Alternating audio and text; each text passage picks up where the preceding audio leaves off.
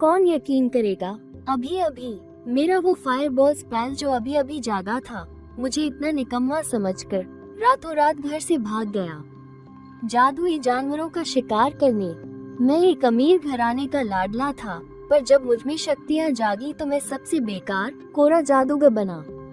मैंने तो सोचा था कि अब बस आराम से माँ बाप के पैसों पर ऐश करूँगा, लेकिन जैसे ही मैंने आग के उस छोटे से गोले से कहा, आज से तुम बस मेरे लिए खाना पकाने का काम करो, वो तो उसी पल भड़क गया और चिल्लाने लगा, तू निकम्मा है, पर मैं नहीं। मुझे तो दुनिया तबाह करने वाला सबसे खतरनाक स्पेल बनना है। और इसके तुरंत बाद वो कपूत सीधे खिड़की तोड़कर भाग गया। एक लाल रोशनी बनकर वो जंगल की तरफ निकल गया। मैं तो बस हैरान परेशान खड़ा था। तभी नीचे से माँ की आवाज आई, नीचे आ जाओ, खाना खा लो। लजीज पकवानों से भरी मेज देखकर भी मुझे बिल्कुल भूख नहीं थी। खाने की मेज पर एक जादुई घेरा बनाकर मैं सिर झुकाकर अपने फोन पर कुछ खोजने लगा। अगर किसी स्पेल में खुद की सोच आ जाए तो क्या करे? मेरा फायरबॉल स्पेल घर छोड़कर भाग गया है। ये सब देखकर पापा ने अपनी भौहें सिकोड़ी। मोमो, खाना खाते समय भी तुम्हारा ध्यान कहाँ है? पापा, मैं बस अपनी क्लास बदलने के बारे में कुछ जानकारी देख रहा हूँ। छोड़ो ये सब, इंटरनेट पर लिखी बातें सही नहीं होती। पहले खाना खाओ, सेहत ज्यादा जरूरी है। माँ ने भी प्यार से समझाते हुए कहा, मोमो, खुद पर इतना दबाव मत डालो। कॉलेज में बस जैसे तैसे पास हो जाना और फिर घर वापस आकर अपनी जड़ी बूटियों का बाग संभाल लेना। जब तक तुम जुआ नहीं खेलते, माँ तुम्हें 10 जन्मों तक पाल सकती है। माँ की बातें सुनकर मेरे दिल का बोझ उतर गया। पिछली जिंदगी में तो मैं काम कर कर के मर गया था। इस जिंदगी में तो मेरा स्पेल भी मुझे बेकार समझकर भाग गया। तो फिर अब मैं आराम से एक निकम्मा बनूंगा। इतनी दौलत जो मिली है, अभी ऐश नहीं करूंगा तो कब करूंगा? फिर मैंने बड़े ही सच्चे दिल से कहा, पापा, मम्मी, आप चिंता मत करो। कल से मैं एक पक्का रईसजादा बनकर दिखाऊंगा। आप लोगों को मेरी जरा भी फिक्र नहीं करने दूंगा।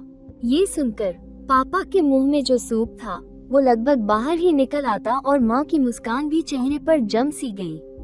ये लड़का कुछ ज्यादा ही जल्दी नहीं मान गया, लेकिन मैं तो खुशी खुशी अपना खाना खत्म करके सीधे ऊपर अपने कमरे में चला गया। मेरे जाते ही पापा अपना माथा मलते हुए एक लंबी सांस लेने लगे। इसमें लड़ने का जरा भी जज्बा नहीं है।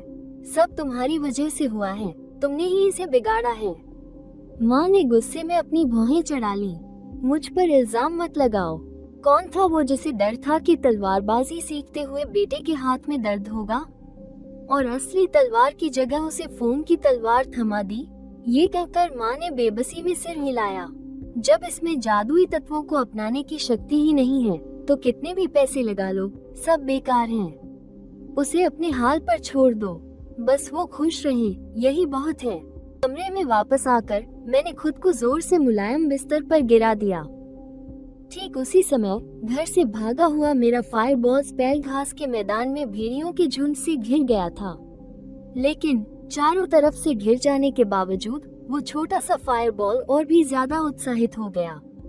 तुम जैसे भेड़िए के पिल्ले, तुम्हारी हिम्मत कैसे हुई मुझे घेरने की? फिर आग के तत्व तेजी से उसकी तरफ खींचे चले आए और वो एक ही पल में 15 फायरबॉल में बट गया।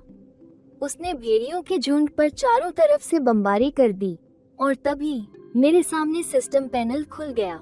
घास के मैदान के 15 भूरे भेड़िए मारे गए। 75 एक्सपीरियंस पॉइंट्स मिले। स्किल की महारत बहुत बढ़ गई है। तुम जैसे कचरों का झुंड मेरे विकास के रास्ते में नहीं आ सकता। मैं बस हैरान होकर उस पैनल को देखता रहा। ऐसा लगा जैसे दुनिया के बारे में मेरी सारी समझ चकनाचूर हो गई हो। बधाई हो, आपके स्पेल की समझ असाधारण होने के कारण उसने खुद ही एक नई तरकीब निकाली है, और वो एक advance skill multiple burst fireball में विकसित हो गया है। प्रोफेशन बदले अभी आधा दिन भी नहीं हुआ था, और मेरी बेसिक स्किल ने मॉन्स्टर्स को बहुत धीरे धीरे मारने की वजह से खुद को एक एडवांस स्किल में बदल लिया। तभी मेरे दिमाग में अचानक एक डरावना ख्याल आया।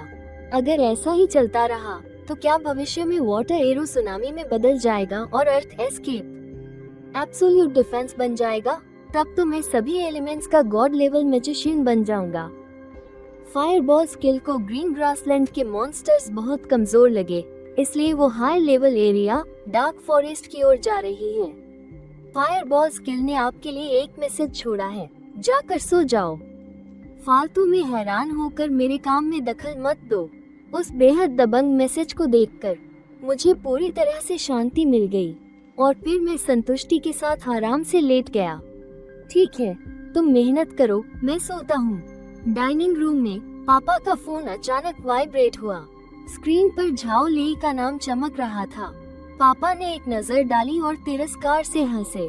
ये बुढ़ा जरूर फिर से शेखी बघारने आया है। कॉल कनेक्ट होते ही झाओ लेई की कर्कश आवाज हवा में गूंज उठी। उसने जोर से कहा, मेरा बेटा एस क्लास का फ्लेम मेज बन गया है। सुना है तुम्हारा लिनमो कुछ खास नहीं कर पा रहा। मैं अपने बेटे से कह सकता हूँ कि वो तुम्हारे लड़के की मदद कर दे। ये बातें सुनकर पापा के चेहरे पर कोई भाव नहीं आया। उन्होंने सीधे कॉल काट दिया। पास बैठी माँ सुवान ने ये सुना तो उनके चेहरे पर चिंता साफ झलक रही थी। उन्होंने धीरे से कहा, 3 दिन बाद बड़ा एग्जाम है। झाओ परिवार का लड़का उस दिन जरूर सबका ध्यान खींचेगा।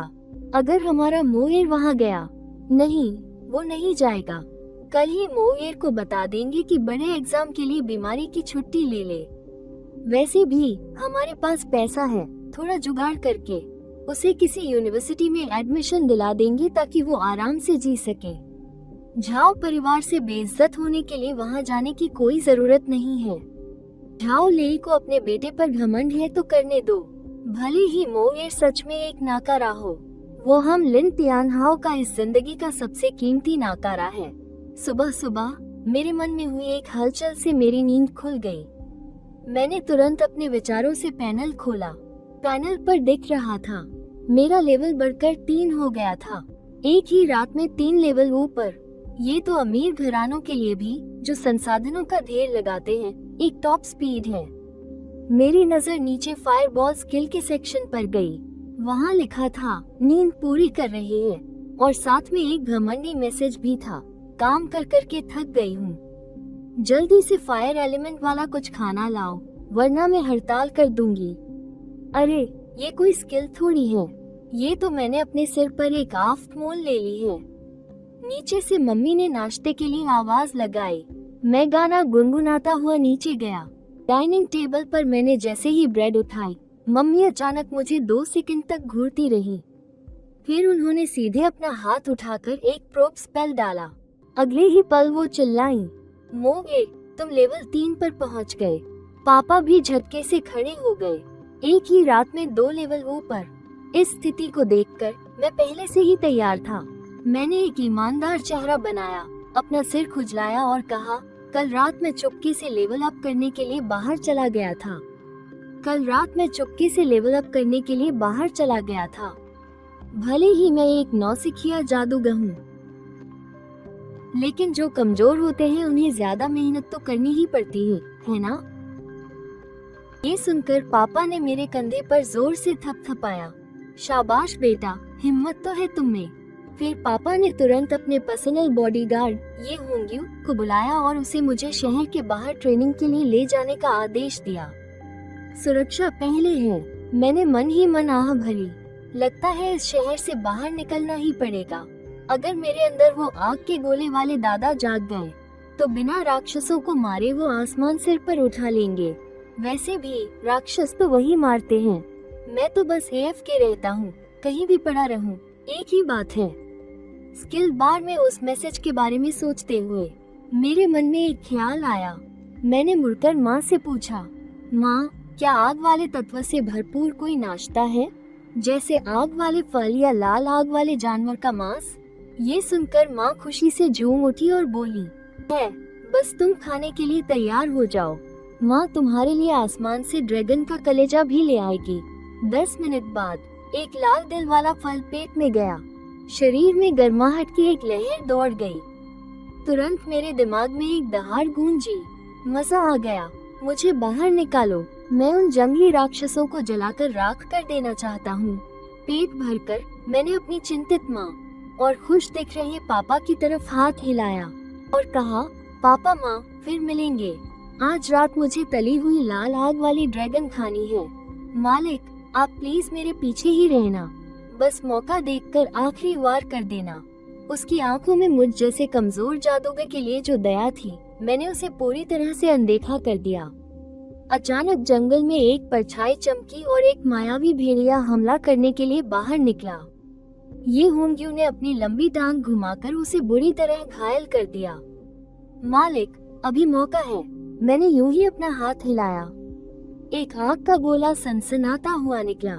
हालांकि उस मायावी भेड़िए की जान कम बची थी, लेकिन उसने अपनी आदत के मुताबिक पलक झपकने वाली स्किल एक्टिवेट की और एक तरफ लुढ़क गया। पर मैं शांति से आग के गोले को देखता रहा।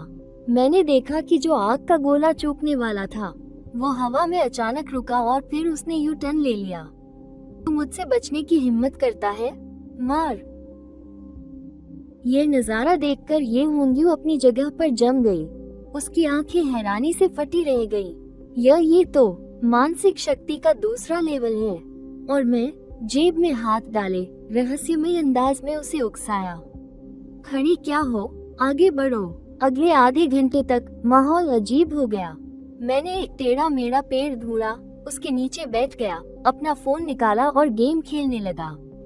और ये होंग्यू एक मेहनती कुली की तरह हर तरफ से एक एक करके अधमरे जंगली राक्षसों को मेरी तरफ फेंकने लगी।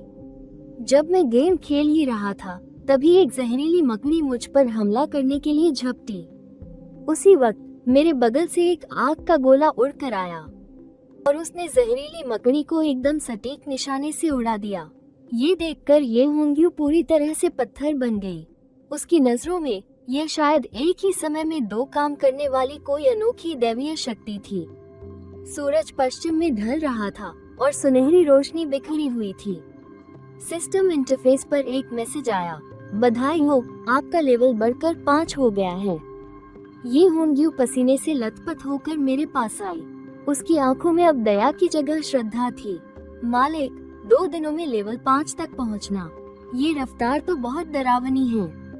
ये सब इसलिए क्योंकि ये जी राक्षसों को खींचकर लाने में माहिर है। छोड़ो ये सब, चलो घर चलकर तली हुई लाल आग वाली ड्रैगन खाते हैं। जैसे ही मैंने खाने का नाम सुना, मेरे दिमाग के अंदर की वो आवाज मुझसे भी ज्यादा उत्साहित हो गई। खाना खाना। काली एसयूवी मेरे विला के दरवाजे के सामने आकर रुकी। मैं अभी अभी कार से उतरा ही था। नौकरानियों की 2 कतारों ने एक साथ झुककर कहा, नमस्ते छोटे मालिक, घर वापसी पर आपका स्वागत है। लेकिन मुझे इसकी आदत हो चुकी थी, इसलिए मैं सीधे बड़े हॉल में चला गया। माँ तेजी से मेरी तरफ आई और मुझे पकड़कर इधर उधर देखने लगी। जब उन्हें यकीन हो गया कि मुझे एक खरोंच तक नहीं आई है, तब उन्होंने संतोष से सिर हिलाया। लगता है होंग्यू ने तुम्हारी अच्छी तरह से देखभाल की है। चलो खाना खाते हैं। 5 मीटर लंबी डाइनिंग टेबल पर आग के तत्व की तेज ऊर्जा महसूस हो रही थी। मेरे दिमाग में मौजूद फायरबॉल मंत्र तुरंत गरजने लगा। आग वाले ड्रैगन का लिवर, वो आग वाले ड्रैगन का लिवर है। जल्दी मेरे मुंह में डाल, मुझसे इंतजार नहीं हो रहा। मैंने उस बेचैन स्किल को नजरअंदाज किया और आराम से आग वाले ड्रैगन के लिवर का एक टुकड़ा उठाकर अपने मुंह में डाल लिया। जैसे ही आग का वो शुद्ध तत्व पेट में गया, मेरे अंदर की वो बेचैनी आखिरकार शांत हो गई। डाइनिंग टेबल पर माहौल काफी अच्छा था। माँ ने एक सुनहरा वीआईपी कार्ड निकाला और ये होंग्यू को देते हुए उसकी सुरक्षा के लिए धन्यवाद दिया। लेकिन ये होंग्यू ने उसे लेने से साफ इनकार कर दिया और एक उलझन भरे भाव के साथ काफी देर तक झिझकती रही।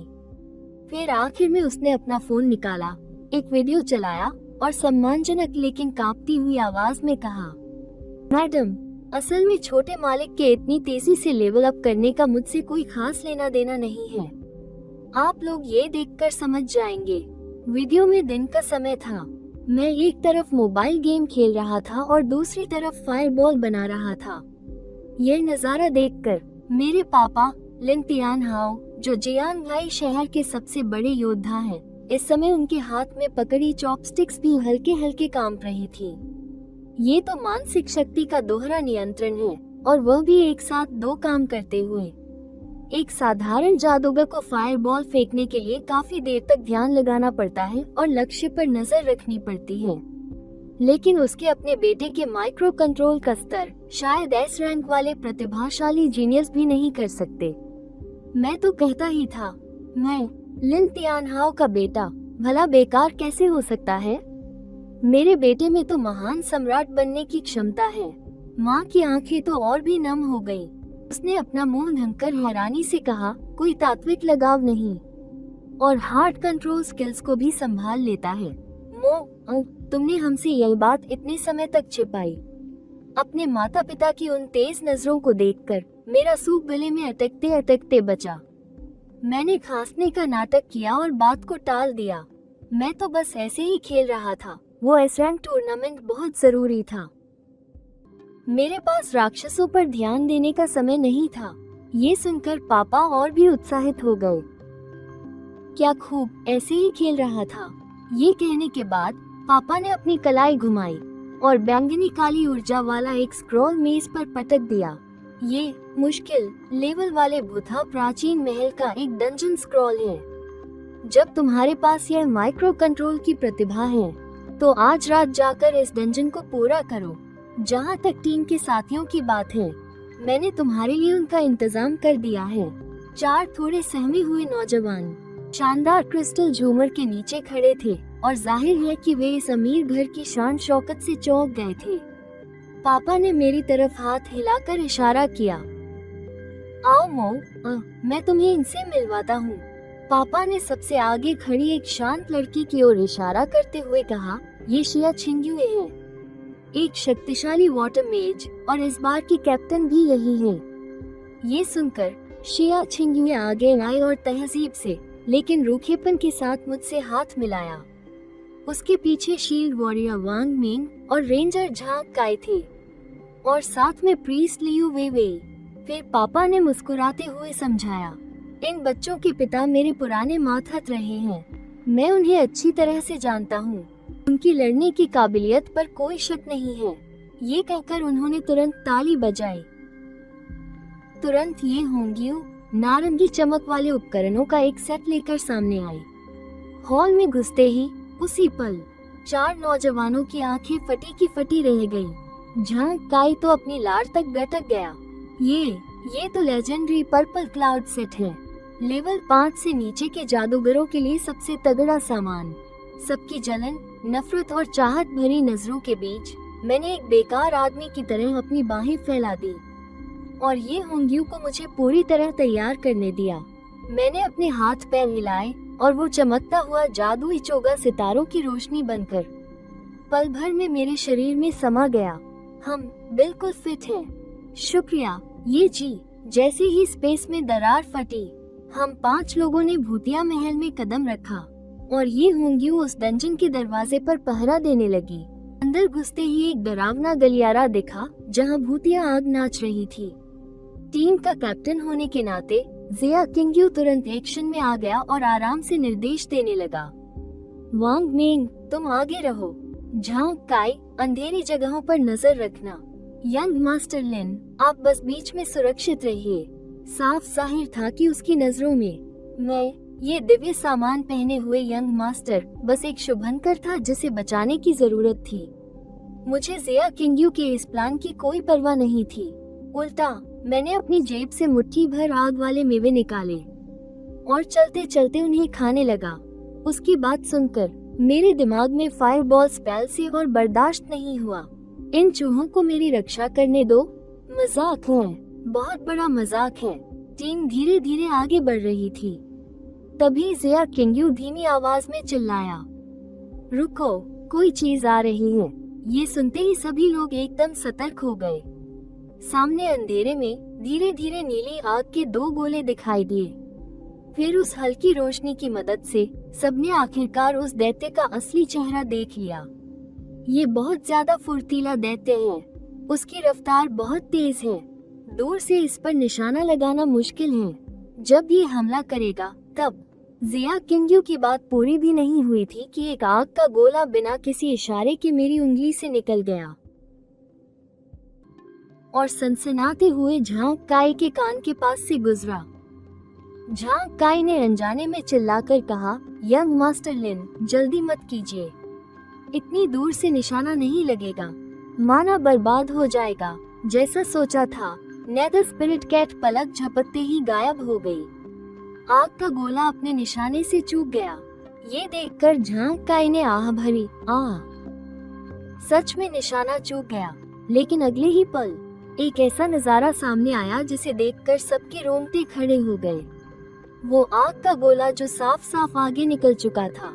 हवा में अचानक उसने जोरदार ब्रेक लगाया। मुझसे बचेगा, खाक बचेगा।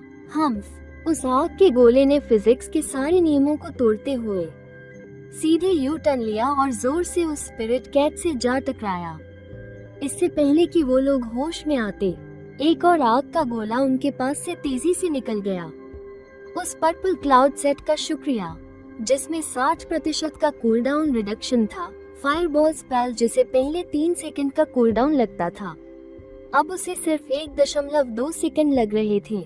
लगभग जैसे ही पहला आग का गोला फटा, दूसरा आग का गोला तेजी से निकल चुका था और उसके तुरंत बाद तीसरा। उस नेदर स्पिरिट कैट ने बचने की पूरी कोशिश की, लेकिन उसने पाया कि सब बेकार था। 2 जोरदार धमाकों की आवाज आई। आग के शांत होने के बाद वो लेवल 5 का एलीट दैत्य 3 लगातार हमलों से हड्डियों के चूरे में बदल गया। जिया किंग्यू और बाकी सब अपनी आंखें फाड़े हड्डियों के उस ढेर को देखते रहे। फिर सबने एक साथ मुड़कर टीम के बीच में खड़े मुझे देखा। इस लेवल का माइक्रो कंट्रोल, यहाँ तक कि हर साल होने वाले ड्रैगन कंट्री प्रोफेशनल परीक्षा के टॉप 5 मेज छात्र भी नहीं कर सकते।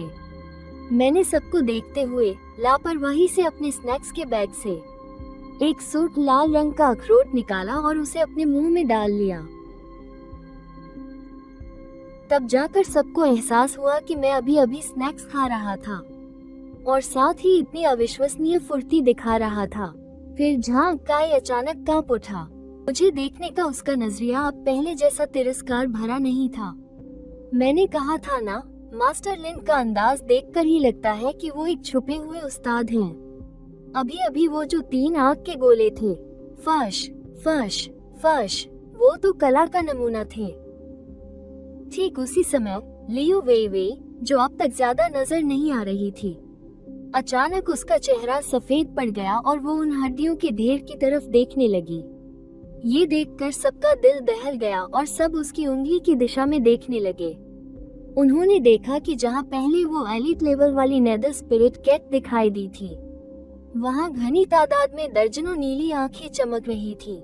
जल्दी से फॉर्मेशन बनाओ, वांग मेंग सामने से डटे रहो, झांग काई बाई तरफ से दबाव बनाओ।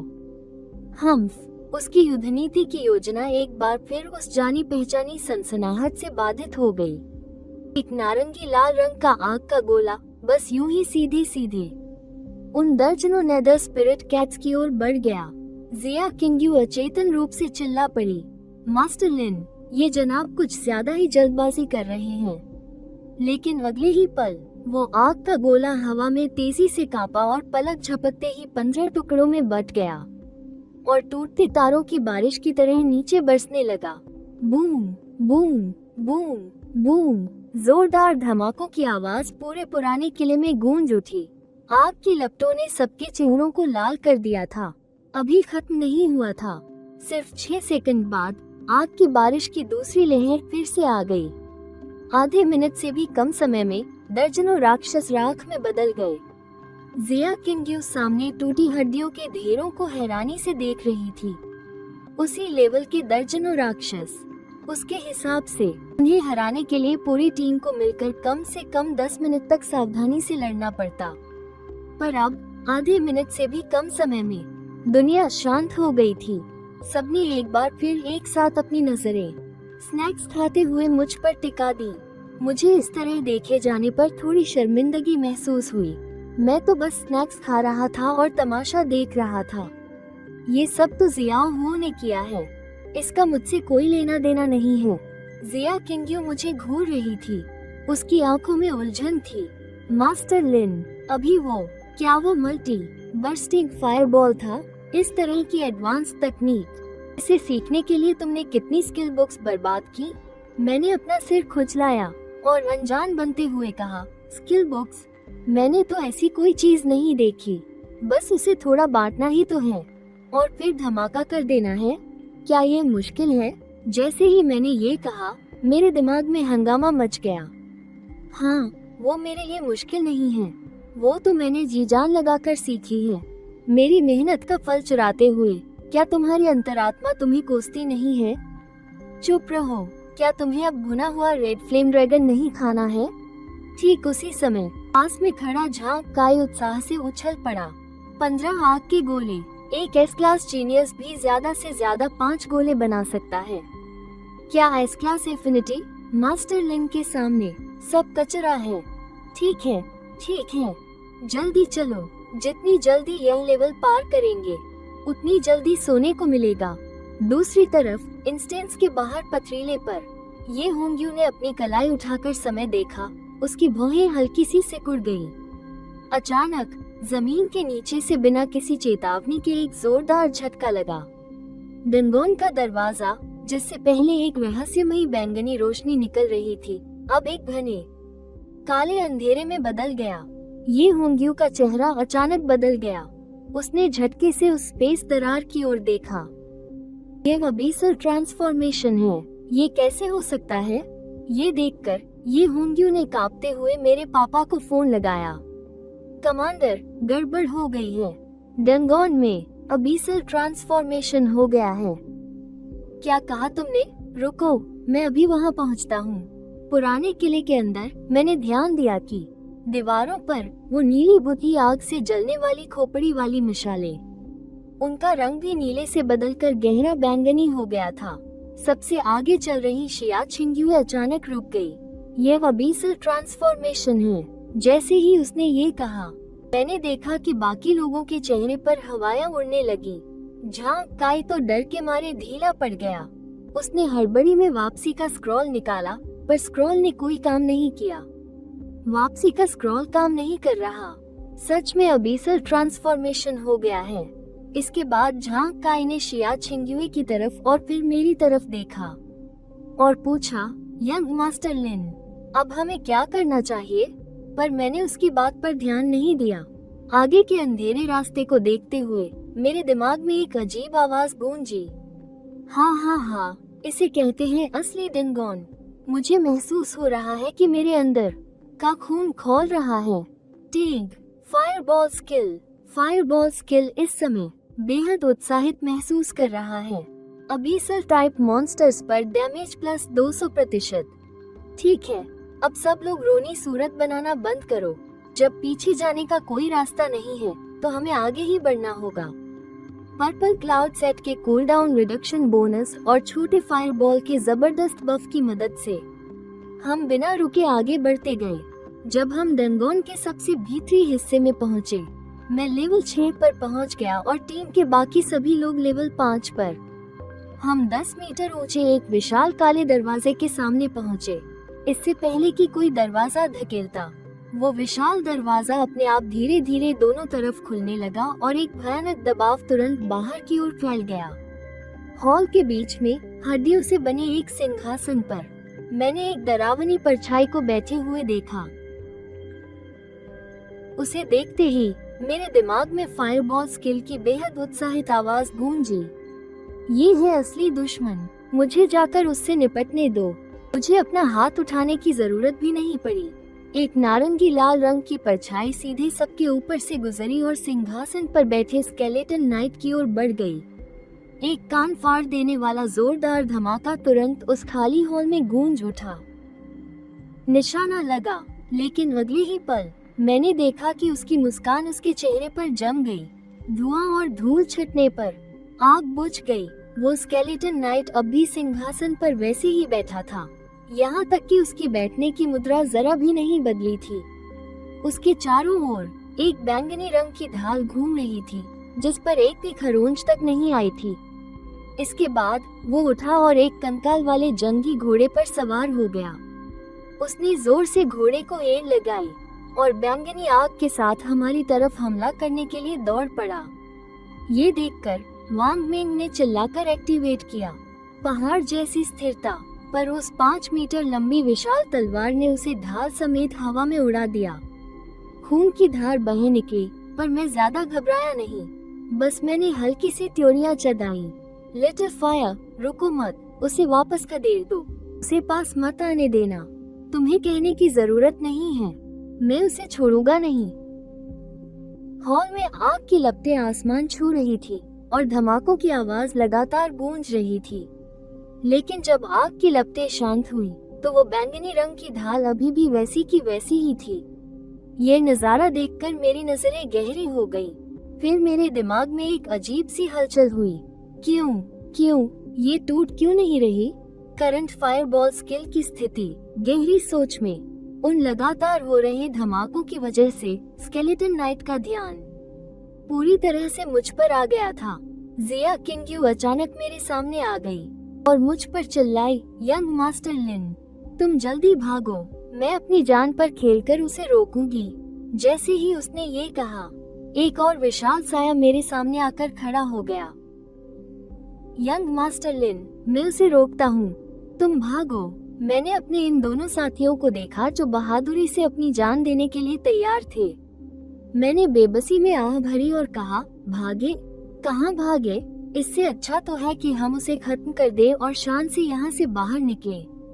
एक बार में ढाल नहीं तोड़ सकते तो 10 बार 100 बार कोशिश करके उसे मार डालेंगे। कुछ दूर स्केलेटन नाइट ने धीरे धीरे अपना शरीर नीचे झुकाया और उसका कंकाल वाला घोड़ा अपने अगले खुरों से जमीन खुरचने लगा। और उसी वक्त मेरे दिमाग में वो छोटा वाला भी इस आखिरी लड़ाई के माहौल को महसूस कर रहा था। वो ठीक से अपना आकार नहीं ले पा रहा था। फायरबॉल स्किल जानता था कि उस सुरक्षा कवच को तोड़ने के लिए उसे आग के तत्वों को एक बिंदु पर इकट्ठा करना होगा। उसकी इस बेढंगी कोशिश को देखकर मैं मन ही मन में बड़बड़ाया, बेवकूफ हो क्या? बस घूमना शुरू कर दो तो काम बन जाएगा। जब घूमने की रफ्तार बहुत तेज हो जाएगी तो सारी एनर्जी बीच में ही लॉक हो जाएगी और इधर उधर नहीं बिखरेगी। मेरे इतना कहते ही मेरे दिमाग में वो छोटा फायरबॉल अचानक शांत हो गया। घूमना, उसके उस दिमाग में जो असल में है ही नहीं, अचानक एक बिजली कौंधी। डिंग! फायरबॉल स्किल तत्वों को जमाने के एक नए तरीके का अंदाजा लगा रहा है। हाँ, जीनियस! मैं सच में एक जीनियस हूँ। बधाई हो! फायरबॉल स्किल ने खुद ही एक एडवांस स्किल का पता लगाया और उसे विकसित कर लिया है। ब्लेजिंग स्पाइरल ड्रैगन बुलेट, एक ही टारगेट पर जबरदस्त डैमेज देने की क्षमता। लिटिल फायरबॉल को इतनी आसानी से एक नई स्किल सीखते हुए देखकर मैं हैरान रह गया। जब सीख ही लिया है तो चलो इसे आजमाते हैं। मैंने बिना घबराए धीरे धीरे अपना दाहिना हाथ उठाया, उसे एक बंदूक का आकार दिया और सीधा स्केलेटन नाइट की तरफ निशाना लगाया। मिस सिया, ध्यान से देखो, एक जादूगर के पास सिर्फ एओई ही नहीं होना चाहिए, बल्कि एक ही झटके में काम तमाम करने वाली जबरदस्त ताकत भी होनी चाहिए। इसके बाद मैंने हवा में ही अपनी उंगली से ट्रिगर दबा दिया। आग की वो गहरी लाल लकीर जिसे एक छोटे से गहरे लाल बिंदु में दबा दिया गया था, एक कानफाड़ू आवाज के साथ तेजी से आगे बढ़ी। हवा में तेजी से घूमने और घर्षण की वजह से आग अपने पीछे एक डरावनी ड्रैगन के आकार की पूंछ जैसी लपट छोड़ रही थी। आग की वो गहरी लाल लकीर पलक झपकते ही स्केलेटन नाइट की बैंगनी ढाल के आर पार हो गई और स्केलेटन नाइट भी उस जोरदार धमाके की ताकत से कई मीटर दूर जाकर गिरा। पीछे हड्डी के सिंहासन में जोर से जा टकराया। ये देखकर जिया किंग्यू और बाकी कुछ लोग तुरंत वहीं हैरान खड़े रह गए। टूट गया। जब सब लोग अभी भी हैरान थे, खड़े खड़े क्या देख रहे हो? ये कमजोर है, इसकी जान ले लो। हमला! ये सुनकर झांक काई गर्जा, यंग मास्टर लिन की सुनो, ये कमजोर है, इसकी जान ले लो। इतना कहकर उसने अपना लंबा धनुष खींचा। तीरों की बारिश होने लगी। वांग मेंग ढाल उठाकर आगे बढ़ा। जिया किंग्यू ने अपनी छड़ी घुमाकर जादू किया और मैं नाश्ता करते हुए तमाशा देख रहा था। आग के छोटे गोले अपने आप हमला करने लगे। आग की लपटों ने तुरंत बॉस को निगल लिया। जब उसकी हेल्थ 70% से नीचे गिर गई, तो खंडहर से एक दहाड़ सुनाई दी। स्केलेटन नाइट ने अपनी तलवार घुमाई। झटके की लहर ने वांग मिन को हवा में उड़ा दिया। उसके बाद बैंगनी ढाल फिर से दिखाई दी। धत तेरे की, ये फिर आ गया। मैंने भी बकवास नहीं की, सीधे हाथ उठाकर एक और वार कर दिया। बिना किसी शक के उस ड्रैगन के आकार की गहरी लाल आग की लकीर ने एक बार फिर उसे भेद दिया। बैंगनी ढाल, उसका विशाल शरीर एक बार फिर दूर जा गिरा। ये देखकर झांग काई उत्साह से उछल पड़ा। यंग मास्टर लिन जबरदस्त हैं। यंग मास्टर लिन अजेय हैं। यंग मास्टर लिन सबसे अच्छे हैं। यंग मास्टर लिन, मैं आपसे प्यार करता हूँ। इसके बाद की लड़ाई में कोई शक नहीं रह गया था। हर बार जब स्केलेटन नाइट बड़ी मुश्किल से अपनी ढाल बना पाता, उसे ठीक से खड़े होने का मौका भी नहीं मिलता कि मैं बेरहमी से उसे तोड़ देता। 3 बार ऐसा होने के बाद स्केलेटन नाइट का शरीर जोर से ढह गया और काली ऊर्जा छोड़ती सूखी हड्डियों के ढेर में बदल गया। एबी स्केलेटन नाइट को सफलतापूर्वक मारने के लिए बधाई। 20,000 एक्सपीरियंस पॉइंट मिले। बधाई हो, आपका लेवल बढ़कर 7 हो गया है। तभी लियू वेई जमीन पर बेदम बैठी उन सूखी हड्डियों के ढेर को देख रही थी। वो खुशी से रो पड़ी। झांग काई तो और भी पागल हो गया था। उसने वांग मिन को गले लगाया और पागलों की तरह कूदने लगा। अपन ने एबिस डंजन पार कर लिया। यहाँ तक कि जिया किंग्यू जैसी शांत और गंभीर लड़की के होठों पर भी इस पल मुस्कान थी। ये देखकर मैं थोड़ा मुस्कुराया और सबको हाथ हिलाया। ठीक है, चलो सब। बहन ये इंतजार करते करते लगभग सो गई होंगी। हम बाहर निकल गए। पथरीला किनारा स्याही की तरह काला था। सैकड़ों पूरी तरह से हथियारों से लैस शहर के रक्षा सैनिकों ने एक घेरा बना लिया था। उनकी बंदूकें उस काले धुएं से भरे भंवर पर टिकी थीं। पापा, लिन तियानहाओ बिच्छी की तरह जमीन पर उतरे।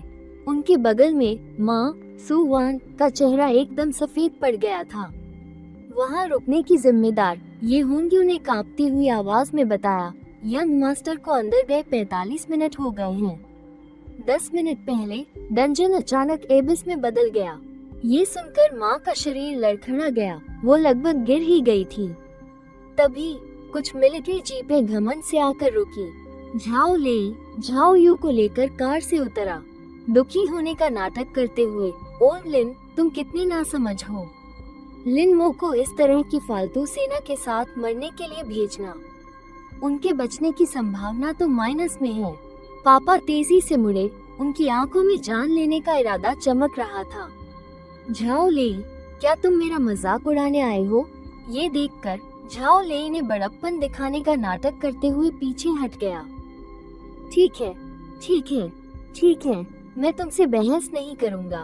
फिर झाओ यू सही समय पर आगे आया, आत्मविश्वास से सिर उठाकर। अंकल लिन, आंटी सू, मेरी संवेदनाएं आपके साथ हैं। जब डंजन दोबारा खुलेगा तो मैं सबसे पहले अंदर जाकर बॉस को मारूंगा, ताकि भाई मो की आत्मा को शांति मिल सके। ये सुनकर माँ ने अचानक अपना सिर उठाया। किसने कहा मेरा मुंह मर गया है? जब तक डंजन नहीं खुला तब तक खेल खत्म नहीं हुआ है। बूढ़ा लिन मो एर अभी भी लड़ रहा होगा, है ना? डैड लिन तियानहाओ ने अपनी पत्नी की गुहार भरी आंखों को देखा और अपने दिल के दर्द को दबा लिया। हाँ, मेरा लिन तियानहाओ का बेटा इतनी आसानी से नहीं मर सकता। ये देखकर झाओ लेई ने हंसते हुए सिर हिलाया। अगर लिन मो सच में इसे पार कर सका तो मैं सबके सामने इस ऑफ रोड गाड़ी के 4 टायर कच्चा चबा जाऊंगा। ठीक उसी समय डंजन का बवंडर अचानक रुक गया। ये देखकर डैड और मॉम की सांसें अटक गई। इस डंजन के दोबारा खुलने के केवल 2 ही नतीजे हो सकते हैं, या तो सब मारे जाएंगे या फिर डंजन पार हो जाएगा। झाओ लेई ने अपना चश्मा ठीक किया। उसने अपने बेटे को अंदर जाने के लिए तैयार होने का इशारा किया। झाओ यू ने अपनी कलाइयां घुमाई। वो अपना कमाल दिखाने ही वाला था कि ऊपर मौजूद लोगों ने आसमान की ओर देखा। उन्होंने देखा कि 18 साल पुराना रिकॉर्ड पलक झपकते ही गायब हो गया और एक नया रिकॉर्ड सामने आ गया। 1 घंटा 5 मिनट 22 सेकंड। क्लियर करने वाला टीम लीडर लिन मो।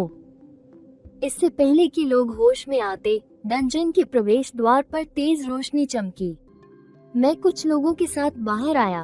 डंजन से बाहर निकलते ही मैंने देखा कि सैकड़ों सैनिक पूरी तैयारी के साथ इंतजार कर रहे थे। इतनी बड़ी तैयारी। फिर मेरी नजर भीड़ पर गई और एक ही बार में मैंने झाओ यू को देख लिया, जिसके चेहरे पर अजीब से भाव थे। मैंने तुरंत मुस्कुराते हुए उसकी ओर हाथ हिलाया। ओह, यंग मास्टर झाओ, अभी तक सोए नहीं? यहाँ हवा खाने आए हो? क्या बात है? झाओ यू ने ये सुना और गुस्से से उसका चेहरा लाल हो गया, लेकिन वो एक शब्द भी नहीं बोल पाया। इससे पहले कि मैं कुछ और मजाक करता, माँ सु युआन दौड़कर आई और मुझे गले लगा लिया। मो, तुमने तो माँ को डरा ही दिया था, वो भी एबिस डंजन में। अगर तुम्हें कुछ हो जाता तो? बहुत बहुत जोर से भींच रही हो। माँ छोड़ो, मैं मॉन्स्टर के हाथों तो नहीं मरा, पर तुम्हारे इस प्यार से जरूर पिघल जाऊंगा। ये देखकर माँ ने घबराकर मुझे छोड़ा और हड़बड़ी में अपने आंसू पोंछे। वो घबराकर मुझे ऊपर से नीचे तक देखने लगी। माफ करना बेटा, माँ ज्यादा उत्साहित हो गई थी। जल्दी से मुझे देखने दो, कहीं चोट तो नहीं लगी। तभी डैड बड़े बड़े कदमों से चलकर आए। उन्होंने अपना बड़ा हाथ मेरे कंधे पर रखा, जो हल्का हल्का कांप रहा था। शाबाश बेटे, तुम जिंदा लौट आए, यही बहुत है, डैड ने ये कहने के बाद शिया छिंगयुए और बाकी लोगों की ओर मुड़कर देखा, जिन्हें कोई गंभीर चोट नहीं आई थी, और उनके मुंह से निकल गया, ये सब क्या है? ये सुनकर शिया छिंगयुए एक कदम आगे बढ़ी और मेरे डैड के सामने गहराई से झुकी। लिन अंकल, इस बार हम सब सिर्फ लिन मो की वजह से ही जिंदा बाहर आ पाए हैं। अगर लिन शाओ ने अकेले ही बॉस की ढाल नहीं तोड़ी होती, तो हम सब वहीं मर गए होते। ये कहने के बाद शिया छिंगयुए ने अपनी जेब से एक बैंक कार्ड निकाला और दोनों हाथों से मेरे डैड को दे दिया। लिन अंकल, हम ये काम की फीस नहीं ले सकते। इस बार हमने न केवल कोई मदद नहीं की, बल्कि लिन शाओ के अनुभव और सम्मान का भी फायदा उठाया। कृपया इसे जरूर वापस ले लीजिए। झांग काई और वांग मिंग ने भी सहमति में सिर हिलाया। हालांकि डैड को यकीन नहीं हो रहा था, लेकिन फिर भी उन्होंने अपनी खुशी को दबाया और हंसते हुए कार्ड वापस धकेल दिया। रख लो, मैं लिन तियान हाओ दिया हुआ पैसा वापस नहीं लेता। कुछ दूर झाओ ले और झाओ यू हमारी टीम को बिना किसी चोट के जाते हुए देख रहे थे। उनके चेहरे का रंग उड़ा हुआ था। जरूर उस बूढ़े लिन तियान हाओ ने बहुत सारा पैसा खर्च किया होगा और लिन मो को कोई तुरुप का इक्का दिया होगा। फिर उसने अपनी आंखें सिकोड़ ली, जैसे कुछ और ही साजिश रच रहा हो। इसके बाद वो झाओ यू को लेकर गाड़ी से चला गया। पापा ने दूर जाती हुई गाड़ी को देखकर ठंडी सांस छोड़ी। फिर उन्होंने मेरी तरफ देखा। जब तुम्हारे अंदर टैलेंट है और तुम मेहनत भी करना चाहते हो, तो हम इसे बर्बाद नहीं कर सकते। पापा ने फैसला किया है कि वो सिटी डिफेंस आर्मी के 3री बटालियन को बुलाकर इस लेवलिंग एरिया को बंद कर देंगे। वो लोग मॉन्स्टर्स को अधमरा कर देंगे और तुम्हें बस उन्हें खत्म करना होगा। आज रात हम घर नहीं जाएंगे, पूरी रात लेवल बढ़ाएंगे। बड़े एग्जाम से पहले हमें उस झाओ यू को अपने पैरों तले कुचलना होगा। मैं कुछ कह पाता, उससे पहले ही मम्मी ने पापा का हाथ झटक दिया और आंखें तरेर कर चिल्लाई, लिन तियान हाओ, तुम पागल हो गए हो क्या? मो, अभी अभी एबिस डंजन से बाल बाल बचकर आया है। उसकी कितनी मेंटल एनर्जी खत्म हो गई है और तुम उसे पूरी रात लेवल अप करवाना चाहते हो? क्या तुम मेरे बेटे को थकाकर मार डालना चाहते हो? हाँ, लेवल बढ़ाना ज्यादा जरूरी है या उसकी सेहत? नहीं, बिल्कुल नहीं। मो, को अभी घर जाकर सोना ही होगा। मम्मी को मुझे इस तरह बचाते देख मैं मन ही मन जोर जोर से हाँ में सिर हिला रहा था। लेकिन मैं खुश हो पाता, उससे पहले ही मेरे सी ऑफ कॉन्शियसनेस में फायरबॉल स्पेल उछल कूद करने लगा। सोना कैसा? सिर्फ कमजोर लोगों को ही नींद की जरूरत होती है। लगे रहो, मुझे जिंजू का फायरबॉल बनना है। मैं ये सब सोच ही रहा था कि पापा चालाकी से हंसे और मम्मी से प्यार से बोले, जानू गुस्सा मत करो, मेरी पूरी बात तो सुनो। मुझे भी अपने बेटे की चिंता है, इसलिए मैंने घर वाला बड़ा बेड यहाँ लाने का सोचा है। स्पेशल फोर्स की टीम मॉन्स्टर्स को लुभाकर घायल करने का काम करेगी और उन्हें उसके सामने ले आएगी। एर को बस बेड पर लेटे लेटे अपनी उंगलियां चलानी होंगी। यह आइडिया सुनकर मम्मी हैरान रह गई। ये क्या बेहूदगी है। उस वक्त मुझे पता था कि मुझे अपनी राय देनी ही होगी। जब मैं इससे बच नहीं सकता तो इसका मजा लेना ही बेहतर है। मैं एक कदम आगे बढ़ा। मेरी आंखों में एक अजीब सी हिम्मत आ गई। मम्मी पापा सही कह रहे हैं। मैं भी घर जाकर सोना चाहता हूँ। भले ही मेरा कोई बड़ा सपना न हो, लेकिन मैं अपने मम्मी पापा का नाम नीचे नहीं होने दे सकता। बस एक रात कम ही तो सोना है ना। बड़े एग्जाम के लिए मैं अपनी जान लगा दूंगा। मेरे मुंह से यह बात निकलते ही और मेरी आंखों में उस हिम्मत को देखकर मम्मी एक पल के लिए हैरान रह गई। वो मुझे देखती रही। उनकी आंखें एकदम से भर आईं और फिर उन्होंने एक किताब निकाली, एक स्किल बुक जिससे पीली पूरी रोशनी निकल रही थी, और उसे मेरे हाथों में थमा दिया। जब तुम्हारा इरादा इतना पक्का है तो अब मैं तुम्हें नहीं रोकूंगी। ये मैंने खास तुम्हारे लिए तैयार किया है, एक बेसिक अर्थ टाइप स्किल, अर्थ एडेप्टेशन टेक्निक। आगे अपना अच्छे से ध्यान रखना। अर्थ। ये सुनकर मैंने वो स्किल बुक ले ली। उम्मीद है कि जब मैं ये अर्थ टनलिंग टेक्निक सीखूं तो यह एक शान स्किल होगी। ये भी किसी गुस्सैल छोटे भाई जैसी न हो। आधे घंटे बाद आखिरकार मेरा जाना पहचाना कस्टम मेड बड़ा और मुलायम बेड मेरी आंखों के सामने आ गया, और उस बड़े बेड के चारों ओर दर्जनों पूरी तरह से हथियारों से लैस खूंखार स्पेशल फोर्स के सैनिक तैनाती में इंतजार कर रहे थे। मैं कुछ कदम चलकर वहां गया और बिना किसी झिझक के उस मुलायम गद्दे पर बैठ गया। मेरे बैठते ही 3 हटे कट्टे आदमी तुरंत एक कदम आगे बढ़े और एक साथ मुझे मिलिट्री सैल्यूट किया। ये होंग्यू आगे आए और मुझे बताने लगी, यंग मास्टर, ये है आहू, इनका क्लास बरसक का है, और ये है एर नीयू, एक रेंजर। ये है पत्थर, एक मिट्टी के जादूगर। आज रात ये टीम को लीड करेंगे। वो आपके लिए मॉन्स्टर्स को अधमरा करके लाएंगे। आहू ने अपनी छाती ठोककर मुझे यकीन दिलाते हुए कहा।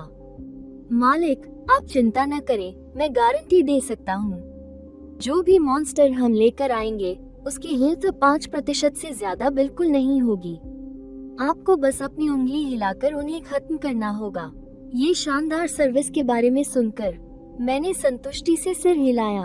आप सब भाइयों को मेहनत करनी पड़ेगी। तो फिर शुरू करते हैं। जैसे ही आहू ने हुक्म दिया, आसपास के स्पेशल सोल्जर्स पलक झपकते ही काली परछाइयों में बदल गए और रात के अंधेरे में चारों तरफ फैलकर गायब हो गए। फिर मैं एक तरफ पलटा और उस नर्म गर्म रेशम के कंबल में घुस गया। थोड़ी ही देर बाद आहू एक बख्तरबंद गैंडे को पकड़कर भागा हुआ वापस आया। वो मालिक को मॉन्स्टर लेने के लिए आवाज लगाने ही वाला था कि उसने देखा मैं तो पहले ही बिस्तर में दुबक चुका था। वो वहीं का वहीं जम गया। तभी दूसरी तरफ मॉन्स्टर को लुभाने गया पत्थर भी एक अधमरे शाही को उठाए हुए वापस भागा। ये नजारा देखकर पत्थर के कदम रुक गए और उसने हैरान होकर कहा, क्या मालिक सो गए? आहू ने थोड़ा घबराकर सिर हिलाया। लगता तो है कि सो गए हैं। पत्थर ने अपने हाथ में पकड़े शाही को देखा। उसने झिझकते हुए पूछा, तो क्या मॉन्स्टर को अभी भी फेंके? पर मालिक तो सो रहे हैं। अगर कुछ हो गया तो क्या होगा? आहू ने 2 सेकंड तक सोचते हुए अपनी भौहें सिकोड़ी। फिर उसने हिम्मत करके कहा, टीम लीडर ये ने कहा था कि पूरी रात लेवल बढ़ाना है। उन्होंने ये तो नहीं कहा था कि अगर मालिक सो जाए तो रुक जाना है। कोई बात नहीं, हमने मॉन्स्टर को इतना मारा है कि बस उसकी सांसें ही चल रही हैं। अगर मालिक कोई रिएक्शन नहीं देते तो हम आखिरी वार कर देंगे। मालिक के एक बाल को भी बिल्कुल आंच नहीं आएगी। पत्थर ने भी सिर हिलाया। ठीक है, तो कोशिश करके देखते हैं। आहू ने अपनी पूरी ताकत लगाकर उस भारी बख्तरबंद गैंडे को बड़े से बिस्तर के किनारे की खाली जगह की तरफ हल्के से फेंका। अचानक हवा में से एक आग का गोला बन गया। एक तेज सनसनाती हुई आवाज के साथ वो पलक झपकते ही बख्तरबंद गैंडे के आर पार हो गया। ये देखकर आहू और पत्थर वहीं के वहीं जम गए। क्या वो सच में सो रहे हैं? पत्थर को यकीन नहीं हो रहा था। मालिक, आहू ने झिझकते हुए आवाज दी। आवाज ज्यादा तेज नहीं थी। बड़े बिस्तर पर मैंने कोई रिएक्शन नहीं दिया। मालिक, आहू ने अपनी आवाज थोड़ी और ऊंची की। मैंने बस हल्की सी त्योरियां चगाई और फिर तकिया पकड़कर करवट बदल ली और खर्राटे लेते हुए सोता रहा। ये देखकर आहू और पत्थर ने एक दूसरे को देखा। फिर आहू ने एक गहरी सांस ली। उसकी आंखों में हैरानी भरी हुई थी। वो सच में सो रहे हैं। करवट भी कितने आराम से बदली। ये पक्का गहरी नींद है। कमाल है, सच में कमाल है। अगले दिन जब मैं उठा तो नींद में ही उठकर बैठ गया और आदत से अपना स्टेटस पैनल खोला। वाह, सच में लेवल 10 हो गया। इससे पहले कि मैं श्याओ हुओ को थोड़ा छेड़ता, मैंने देखा कि ये होंग्यू आहू और पत्थर के साथ चली आ रही थी। मालिक, गुड मॉर्निंग। कल रात मैं बहुत गहरी नींद में सो रहा था। मैंने तुम लोगों के लिए कोई मुसीबत तो खड़ी नहीं की ना? ये सुनकर आहू बेवकूफों की तरह हंसा। कोई मेहनत नहीं लगी। मालिक, वो तो गहरा ध्यान था। आप सोते सोते भी मॉन्स्टर्स को इतनी सटीकता से मार सकते हैं। कमाल है। ये सुनकर मैं भी बस सूखी हंसी हंस सका और इस बात को आगे नहीं बढ़ाया। तभी बगल में खड़ा पत्थर अचानक उत्सुक हो गया और बोला, मालिक, आप पहले से ही 10वें लेवल पर हैं, तो क्या अब आप दूसरी बेसिक स्किल सीख सकते हैं? ये याद दिलाने पर मुझे माँ की दी हुई उस अर्थ के पाठ की किताब याद आई। स्किल बुक निकालने के बाद मैंने मन ही मन में कहा, इस्तेमाल करो। किताब तुरंत एक सुनहरी रोशनी में बदल गई और मेरी भौहों के बीच घुस गई। डिंग, आपने बेसिक स्किल अर्थ रिलीज आर्ट सीख लिया है। मुझे असल में इस बात की कोई परवाह नहीं थी कि इस स्किल का असर क्या है। मुझे तो इस बात की परवाह थी कि क्या अर्थ रिलीज आर्ट बात कर सकता है। थोड़ी उम्मीद के साथ मैंने मन ही मन में पूछने की कोशिश की, छोटे अर्थ, तुम वहाँ हो? लेकिन कोई जवाब नहीं आया। क्या ऐसा हो सकता है कि सिर्फ छोटा फायरबॉल ही खास हो? मुझे हैरान परेशान देखकर पत्थर खुद को रोक नहीं पाया और पूछने लगा, मालिक, कैसा लग रहा है? आप यहीं पर अर्थ रिलीज आर्ट इस्तेमाल करके क्यों नहीं देखते? मैं आपके लिए देखता हूँ। मैंने सिर हिलाया और फिर अपने शरीर की जादुई शक्ति को एक्टिवेट किया। जैसे ही स्किल का इस्तेमाल हुआ, आसपास की हवा में हल्की सी हलचल हुई। मेरे चारों ओर एक हल्का पीला भूरा प्रभामंडल दिखाई दिया, जो फिर एक पारभासी अर्थ एलिमेंट शील्ड में बदल गया। वो मेरे सामने हवा में तैर रहा था। इस चीज को देखकर मेरे दिल में थोड़ी घबराहट हुई। ऐसा लग रहा था मानो हवा के एक झोंके से ही ये बिखर जाएगा। लेकिन पत्थर बहुत जिम्मेदार था। वो 2 कदम आगे बढ़ा। उसने हाथ बढ़ाकर उस पतली नाजुक ढाल पर थपथपाया। वो एक पल के लिए सोचने लगा और बोला, हम मालिक, पहली बार इस्तेमाल करने के हिसाब से इसे बना पाना ही 90% नए लोगों से बेहतर है। लेकिन पत्थर का अंदाज बदला और वो सिखाने लगा, इसकी बनावट अभी भी थोड़ी ज्यादा ढीली है। मालिक, आप अपना मन शांत करके अपने पैरों के नीचे की जमीन को महसूस करने की कोशिश कीजिए। कल्पना कीजिए कि आप अपने पैरों के नीचे से चट्टानों और मिट्टी को बाहर निकाल रहे हैं और लगातार उसे दबाकर इस ढाल में भर रहे हैं। मैंने सिर हिलाया और पत्थर के बताए अनुसार अपनी आंखें बंद कर ली। मैंने अपने मन से बेकार के ख्याल निकाल दिए। हालांकि मेरे पास तथाकथित एलिमेंटल एफिनिटी नहीं है, लेकिन पत्थर की आध्यात्मिक शक्ति के मार्गदर्शन में मुझे सच में धरती की धड़कन का एक हल्का सा एहसास हुआ। जैसे ही आध्यात्मिक शक्ति उसमें गई, ढाल का रंग साफ साफ थोड़ा और गहरा हो गया। ये देखकर पत्थर की आंखें चमक उठी और वो खुद को ताली बजाकर तारीफ करने से रोक नहीं पाया। हाँ, बिल्कुल ऐसे ही। मालिक, इस एहसास को याद रखिएगा।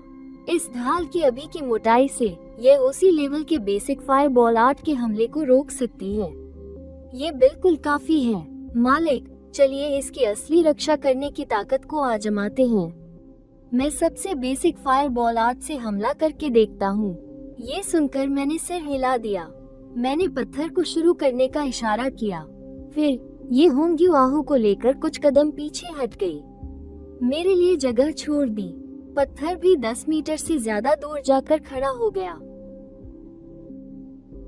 उसकी हथेली में एक नारंगी लाल रंग की आग का गोला तुरंत जल उठा। जैसे ही आग का वो गोला दिखाई दिया, उसी पल एक अजीब बदलाव हुआ।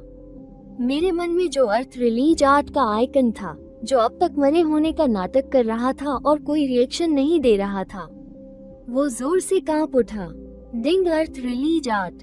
खतरे की आहट महसूस हो रही है। अरे नहीं, खतरा है।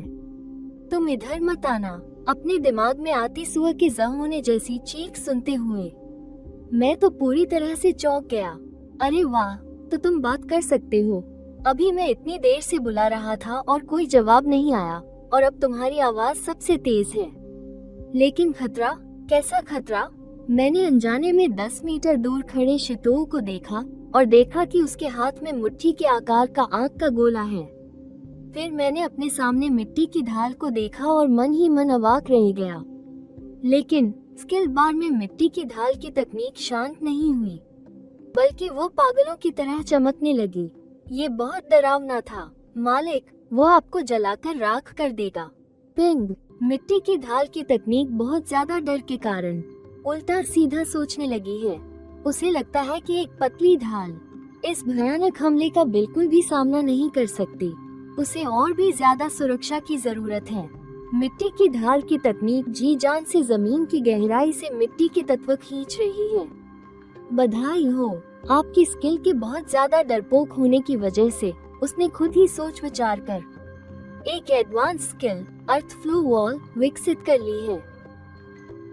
इससे पहले कि मैं होश में आता, दूर खड़ा शितोह पूछने लगा, छोटे मालिक, क्या आप तैयार हैं? घबराइए मत, मैं अपनी ताकत पर काबू रखूंगा। मैं नई स्किल के आइकन को घूर रहा था। फिर मैंने शितोह के हाथ में उस छोटे से आग के गोले को देखा और एक अजीब से भाव के साथ जवाब दिया, मैं तैयार हूँ। मुझे अब इस बात की चिंता है कि कहीं मुझे चोट न लग जाए, बल्कि मुझे डर है कि कहीं तुम लोग मुझसे डर न जाओ। ठीक है छोटे मालिक, अब देखिए। ये कहकर शितोह ने अपनी कलाई हिलाई और नारंगी लाल रंग का आग का गोला धीरे धीरे उड़कर आने लगा। उसी समय मेरे दिमाग में मिट्टी की ढाल की तकनीक ने मायूसी भरी चीख मारी। वो आ रहा है, बचाओ, मैं मरने वाला हूँ, मर जाऊंगा। ये तो एक जानलेवा हमला है।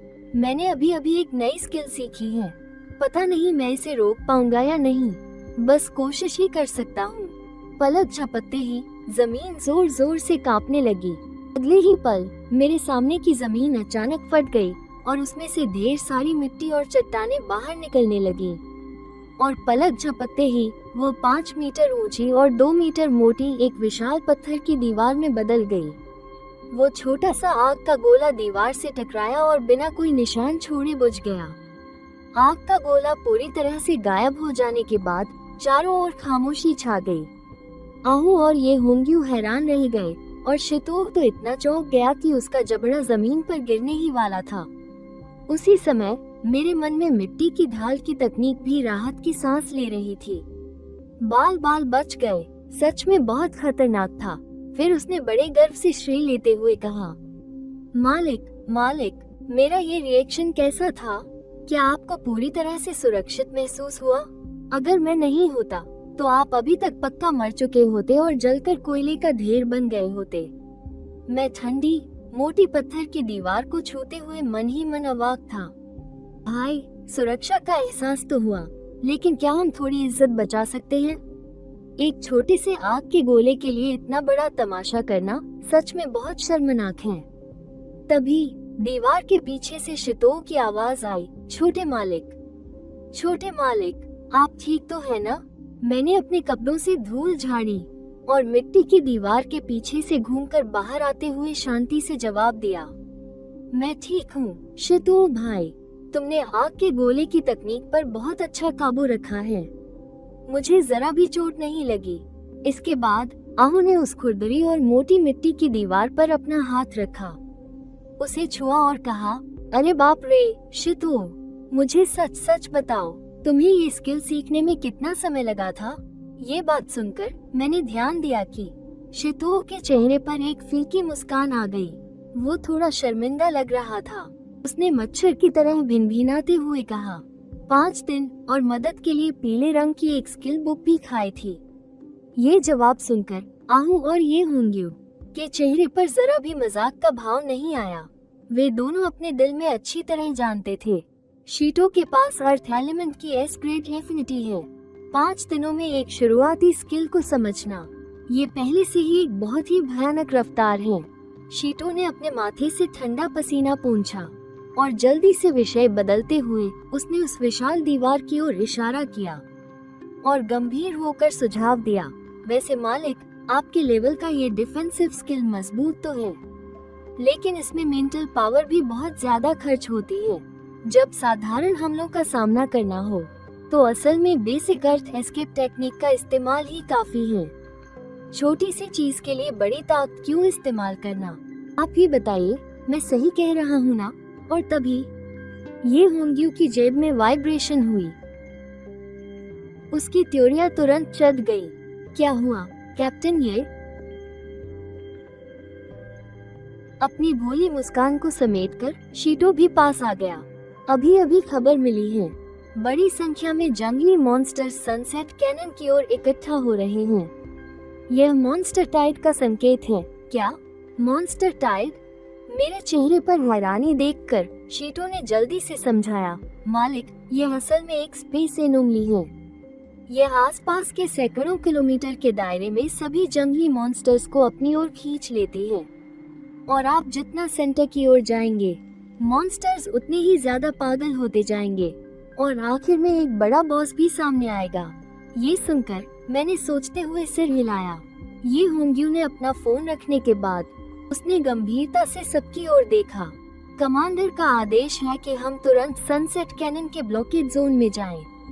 ये कहने के बाद उसने मेरी राय मांगी। मालिक, आप क्या सोचते हैं? इससे पहले कि मैं कुछ कह पाता, मेरे दिमाग में अर्थ एस्केप टेक्निक पहले ही कांपने लगी। मॉन्स्टर टाइड, नाम सुनने में ही कितना डरावना है। मालिक, ये बहुत ज्यादा खतरनाक है। हम वहाँ नहीं जाते हैं, ठीक है? ये बात सुनकर फायरबॉल स्किल तुरंत भड़क उठी। चुप हो जाओ, तुम नाकारा डरपोक कहीं के, तुम्हें बस छिपना आता है। इस कछुए की खोल की बात मत सुनना। हमें जरूर जाना चाहिए। मुझे जी भर कर जलाना है। मैं उस जगह को आग के समंदर में बदल दूंगा। इन दोनों को बिना रुके लड़ते देखकर मेरे सिर में दर्द होने लगा। फिर मैंने मन ही मन में डांटा, बस करो, दोनों चुप हो जाओ। इसके बाद मैंने अपने पास मौजूद एलीट टीम को देखा। जब ऐसी टीम साथ हो तो क्या गड़बड़ हो सकती है? हम ये मैडम की बात मानेंगे। 2 घंटे बाद गाड़ियों का काफिला सनसेट कैनन में दाखिल हुआ। मैंने देखा कि आसमान गहरा लाल था और हर तरफ चेतावनी की लाइनें लगी हुई थी। गाड़ी से उतरते ही मैंने किसी को मुझे पुकारते हुए सुना। शिया शिनिवे मेरी तरफ दौड़ती हुई आ रही थी। यंग मास्टर लिन, क्या आप भी इस डिफेंस मिशन में हिस्सा लेने आए हैं? हाँ, कह सकते हैं। तुम यहाँ क्या कर रही हो? मेरा सवाल सुनकर शिया शिनिवे ने बेबसी से मुस्कुराते हुए कहा, हम असल में इस कैनन में लेवल अप कर रहे थे, लेकिन फिर यह मॉन्स्टर टाइड की वार्निंग आ गई और हमें यहाँ से निकाल दिया गया। कहते कहते शिया शिनिवे मेरे और करीब आए और धीमी आवाज में बोली, यंग मास्टर लिन, झाओ परिवार ने कल रात मुझसे संपर्क किया था। झाओ यूटॉप स्कोरर बनना चाहता है। उसने मुझे कल के बड़े इम्तिहान में जानबूझकर हारने के लिए 30 लाख दिए हैं। ये सुनकर मैंने अपनी भौहें चढ़ाई। तो तुमने मान लिया? मैंने मना कर दिया। मैं झाओ यू का वो चेहरा बर्दाश्त नहीं कर सकता और आपकी तरफ रहना चाहता हूँ। उसे इतना गंभीर देखकर मुझसे हंसी छूट गई। क्या तुम पागल हो? मुफ्त में मिल रहे पैसे कोई क्यों नहीं लेगा? तुम्हें क्या सच में लगता है कि तुम टॉप कर पाओगी? मेरी बातों से जिया छिंगवी का चेहरा लाल हो गया। ठीक है, पैसे तो मैं ले लूंगी और एग्जाम भी दूंगी। वैसे भी जब तक मैं ढील नहीं दूंगी, टॉप पोजीशन का तुम लोगों से कोई लेना देना नहीं होगा। ये सुनने के बाद उसके दिल की आखिरी उलझन भी दूर हो गई। मैं समझ गया, यंग मास्टर लिन। फिर वो मेरे सामने झुका और मुड़कर चला गया। जब वो दूर चला गया, एक एडजुटेंट तेजी से चलकर आया। उसने पहले मुझे और ये होंग्यू को सलाम किया फिर उसने ये होंग्यू को धीमी आवाज में रिपोर्ट दी, कैप्टन ये कमांडर झाओ की टुकड़ी पहुंच गई है। कैप्टन झांग चाओ आपसे मिलना चाहते हैं। ये सुनकर मैंने उत्सुकता से पूछा, झांग चाओ ये कौन सी बड़ी तोप है? ये होंग्यू दूर से आते हुए उस अधेड़ उम्र के आदमी को घूर रही थी। उसने सावधानी से कहा, यंग मास्टर, वो कमांडर झाओ ले का सबसे भरोसेमंद जनरल है। मैं सोच ही रहा था कि झांग चाओ अपने एडजुटेंट के साथ हमारे सामने आकर रुका और बनावटी मुस्कान के साथ हेलो कहा। कैप्टन ये 6 महीने हो गए मिले हुए, आपका अंदाज अब भी पहले जैसा ही है। लेकिन ये होंग्यू ने पलक तक नहीं झपकाई और ठंडेपन से कहा, जो कहना है सीधे सीधे कहो, मॉन्स्टर टाइड आने ही वाला है, पुरानी बातें करने का वक्त नहीं है। हाँ कैप्टन ये आपको तो बड़ा गुस्सा आता है। चलो काम की बात करते हैं, इस बार हम मिलकर काम करेंगे। सफाई का काम तेजी से होगा, लेकिन दोनों घर के यंग मास्टर्स को लेवल अप भी करना है। एक साथ रहने से मॉन्स्टर्स चुराने और रिश्तों में खटास आने का डर है। तो हम एक दूसरे के काम में दखल नहीं देंगे। झोंक झाओ काउंटी को बॉर्डर मान लेते हैं। पश्चिम का हिस्सा झाओ परिवार का और पूरब का हिस्सा लिन परिवार का। और जहाँ तक उस वाइल्ड बॉस की बात है, जो उसे पहले छुएगा वही जीतेगा। दूसरी पार्टी उसे छीन नहीं सकती। ये प्रस्ताव सुनने के बाद ये होंग्यू ने हाँ कहने में जल्दी नहीं की। हालांकि यह नियम ठीक ठाक था, लेकिन उसने फिर भी मेरी तरफ मुड़कर मेरी राय मांगी। मैंने ऐसा भाव बनाया जैसे मुझे कोई फर्क नहीं पड़ता और सिर हिलाकर कहा, ठीक है, काफी वाजिब है। मेरी मंजूरी मिलने के बाद ये होंग्यू ने झांग चाओ से ठंडेपन से कहा, मंजूर है, अब तुम दफा हो सकते हो। झांग चाओ ने देखा कि उसका मकसद पूरा हो गया है, तो उसने कुछ नहीं कहा और अपने लोगों को लेकर मुड़कर चला गया। उसी समय झाओ परिवार के कैंप में झाओ यू एक कुर्सी पर बैठा हुआ था। आंखें बंद करके आराम कर रहा था और उसके चेहरे पर घमंड साफ झलक रहा था। अचानक उसका फोन वाइब्रेट हुआ। उसने फोन उठाया और उदासीनता से कहा, बोलो। यंग मास्टर झाओ, काम हो गया है। जिया छिंगयुए ने 30 लाख ले लिए हैं और बड़े एग्जाम में टॉप पोजीशन के लिए मुकाबला नहीं करने का वादा किया है। ये खबर सुनने के बाद झाओ यू के होठों पर एक तिरस्कार भरी मुस्कान आ गई। मुस्कान अभी हटी भी नहीं थी कि उसने लापरवाही से अपना फोन फेंक दिया और ठंडी सांस भरकर कहा, डैड को भी ये पैसे बर्बाद करने ही थे। एक ही रैंक की वाटर मेज। अगर उसने अबिस डंजन पार कर भी लिया तो वो बस किस्मत की बात थी। पास खड़े एक टीममेट ने तुरंत चापलूसी करते हुए कहा, सही बात है। डैमेज आउटपुट की बात करें तो वो यंग मास्टर झाओ के एस रैंक फ्लेम मेट से कैसे मुकाबला कर सकती है? वो 30 लाख तो कुत्ते को खिलाने जैसा हुआ। तभी झांग चाओ लंबे कदमों से वापस आया और रिपोर्ट दी, यंग मास्टर झाओ, बात पक्की हो गई है। पूरब का हिस्सा लिन परिवार का और पश्चिम का हिस्सा हमारा होगा। इस वक्त लिन परिवार के अस्थायी कैंप के हॉल में ये होंग्यू ने इलेक्ट्रॉनिक मैप खोला। उसने लाल बिंदु की ओर इशारा करते हुए रिपोर्ट किया, मालिक, 100 मील के दायरे में जंगली मॉन्स्टर यहाँ इकट्ठा हो रहे हैं, जिनका लेवल 10 से 40 के बीच है। शुरुआत में कम लेवल वाले मॉन्स्टर हैं और आखिर में थंडर क्लाउड स्टॉर्म ईगल। जब वे दिखाई देंगे तो बॉस को भी स्पॉन हो जाना चाहिए। मुझे सिर हिलाते देख ये होंग्यू ने फिर से बोलना शुरू किया, मालिक, इस बार इन मॉन्स्टर के झुंडों के अलावा सबसे जरूरी बात यह है कि वो जंगली बॉस जरूर स्पॉन होगा। हेडक्वार्टर के डेटा के अनुसार इस बार स्पॉन होने वाले बॉस का लेवल 25 से 40 के बीच होना चाहिए। बस हमें उसे झाओ परिवार से पहले ढूंढकर खत्म करना होगा, तो आपका लेवल 16 या शायद 17 तक भी पहुंच सकता है। ये सुनकर मेरी आंखें तुरंत चमक उठी। पिछले सालों में बड़े एग्जाम में हिस्सा लेने वाले प्रोफेशनल्स के डेटा के अनुसार ज्यादातर का लेवल 10 के आसपास था। कुछ ही जिंग ये 13 से 15 लेवल तक पहुंच पाते थे। अगर मैं 16 लेवल तक पहुंच गया तो ये कहा जा सकता है कि एग्जाम हॉल में मैं निश्चित रूप से सबसे बेहतर होऊंगा। मैं सोच ही रहा था कि एक डिप्टी अफसर अचानक तेजी से दौड़ता हुआ आया। उसने सलाम किया और जोर से रिपोर्ट किया, रिपोर्ट लीडर ये मॉन्स्टर्स का पहला झुंड 3 किलोमीटर आगे पहुंच चुका है। ये सुनकर ये होंग्यू का चेहरा गंभीर हो गया। वो तुरंत लड़ाई के लिए तैयार हो गई। ओरिजिनल प्लान के मुताबिक काम करो। शीतो, आहू, तुम दोनों बाहर जाकर मॉन्स्टर्स को लुभाओ। मैं मालिक की हिफाजत के लिए यहीं रहूंगी। जैसे ही बॉस का कोई सुराग मिले तुरंत सिग्नल भेजना। हाँ, हम मिशन पूरा करने की गारंटी देते हैं।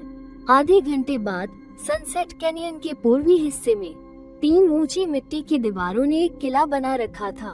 कैंप के अंदर मैं एक तरफ लेटा हुआ था और मेरे हाथ में ठंडे तरबूज के जूस का एक गिलास था। मेरे बगल में एक नौकरानी टैबलेट पकड़े हुए थी।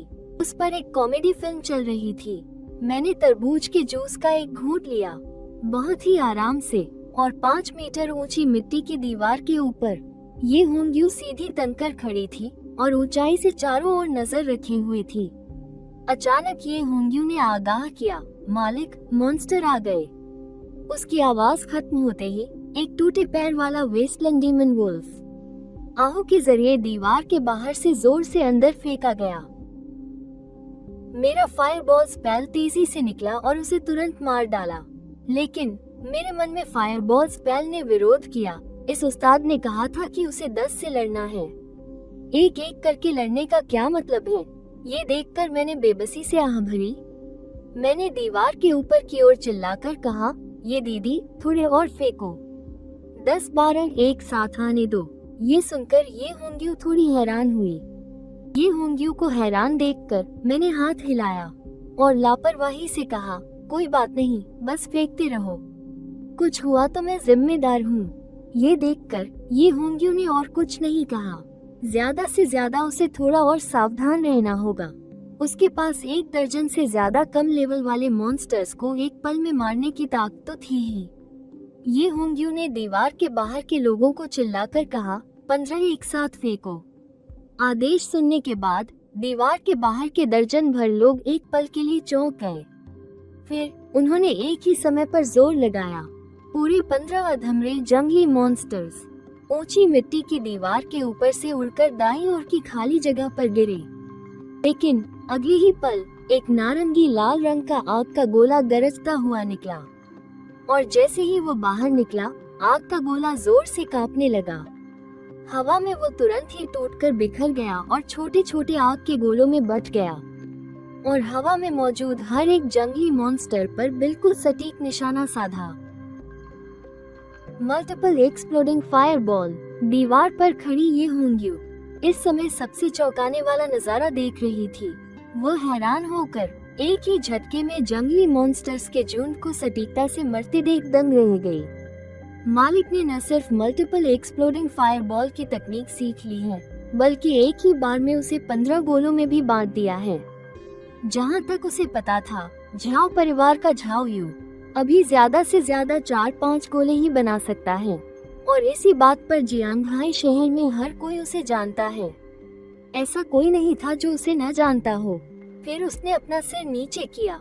उसकी नजरें बचे हुए धुएं के पार से नीचे मुझ पर पड़ी। आग की रोशनी में मैं अब भी उसी बेफिक्र अंदाज में एक तरफ लेटा हुआ था और नौकरानी के हाथ में पकड़े टैबलेट की स्क्रीन देख रहा था। ऐसा लग रहा था जैसे अभी अभी हुए उन 15 किल्स से उसे कोई फर्क ही नहीं पड़ा। समय तेजी से बीतता गया। सनसेट कैनियन में आसमान और भी अंधेरा होता गया। बाहरी इलाके की जासूसी के लिए जिम्मेदार एक डिप्टी घबराया हुआ दूर से तेजी से आया। रिपोर्ट, कैप्टन, ये पता चला है कि थंडरक्लाउड स्टॉर्म ईगल्स का झुंड 5 किलोमीटर दूर पहुंच गया है। ये सुनकर ये होंग्यू की आंखों में एक तेजी आ गई। उसने तुरंत सैनिकों को रक्षा के लिए तैनात किया। रक्षा पंक्ति तैयार करने के बाद ये होंग्यू मेरी तरफ मुड़ी। उसका लहजा नर्म हो गया था, लेकिन उसने बिना किसी शक की गुंजाइश के कहा, मालिक, इस बार के मॉन्स्टर्स ज्यादातर 35वें लेवल से ऊपर के हैं। आप कुछ मत कीजिएगा, आराम से रहिए। उसकी बात सुनकर मैंने दूर बिजली वाले बादलों से भरे आसमान की तरफ एक नजर डाली और बड़ी आसानी से सिर हिलाते हुए कहा, ठीक है, जैसा ये दीदी कहे। मुझे इतना समझदार देखकर मैंने साफ महसूस किया कि ये होंग्यू ने राहत की सांस ली। ठीक उसी समय मेरे दिमाग में अर्थशील तकनीक ने फिर से अपनी नौटंकी शुरू कर दी। मालिक, भाग चलते हैं, यहाँ सुरक्षित नहीं है। भागे? क्या बकवास है। अगर उनमें यहाँ आने की हिम्मत हुई तो मैं एक एक को जलाकर राख कर दूंगा। एक जोड़ा आया तो जोड़े को जलाऊंगा। तुम्हें बस टींगे हाँकनी आती हैं। वो 35वें लेवल से ऊपर के मॉन्स्टर्स हैं और हम सिर्फ 15वें लेवल के हैं। इन दोनों की बकबक से मेरा सिर फटा जा रहा था। फिर मैंने गुस्से में मन ही मन चिल्लाया, चुप हो जाओ दोनों, एकदम चुप। शाओ, तू, ये दीदी और बाकी सब बाहर पहरा दे रहे हैं। ये बस कुछ पक्षी ही तो हैं, वो अंदर नहीं आ पाएंगे। इसके साथ ही तेज, कानों को चुभने वाली चीखों की आवाजें आने लगी। हजारों विशाल बाज घाटी की गहराई से उमड़ पड़े। ये होंग्यू दीवार पर खड़ी थी और जोर से चिल्लाई, वो आ गए।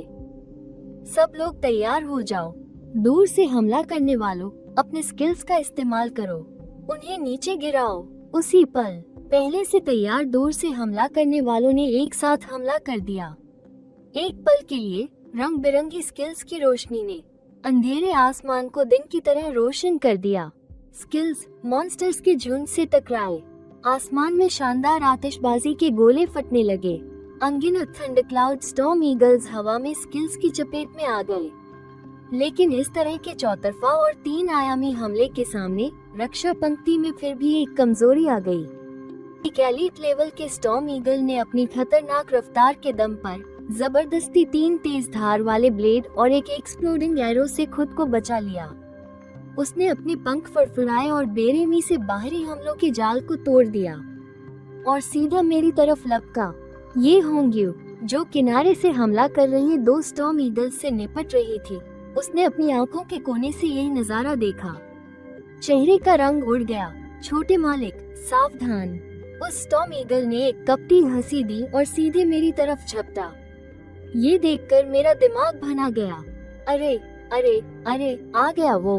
मैं कह रहा था ना, मैंने कहा था न कि यह सुरक्षित नहीं है। लेकिन उसकी इस बौखलाहट के मुकाबले मैं काफी शांत था। मेरे आसपास इतने सारे माहिर जो थे, मुझे यकीन नहीं था कि वो जानवर मेरा एक बाल भी बांका कर पाएगा। और जैसा सोचा था, एक गुस्से भरी दहाड़ मेरे कानों में गूंजी। शीतो ने अपनी आंखें चौड़ी कर ली।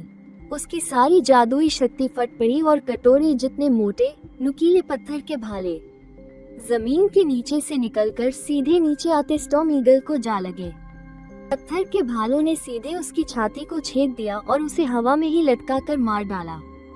फिर शीतो हांफते हुए अपने चेहरे से धूल पोंछने लगा और मेरी तरफ मुड़कर मुस्कुराया, छोटे मालिक, आप डरे तो नहीं? मैंने थम्स अप दिया और दिल से उसकी तारीफ की। शीतो भाई, कमाल कर दिया। खतरा टल गया था, लेकिन मौत के उस करीबी एहसास का दबाव अर्थशील स्किल के दिल में गहराई से बस गया था। बहुत डरावना था। बस जरा सा फासला था, बस जरा सा। अगर उस बेवकूफ ने 1 सेकंड की भी देरी की होती तो क्या होता?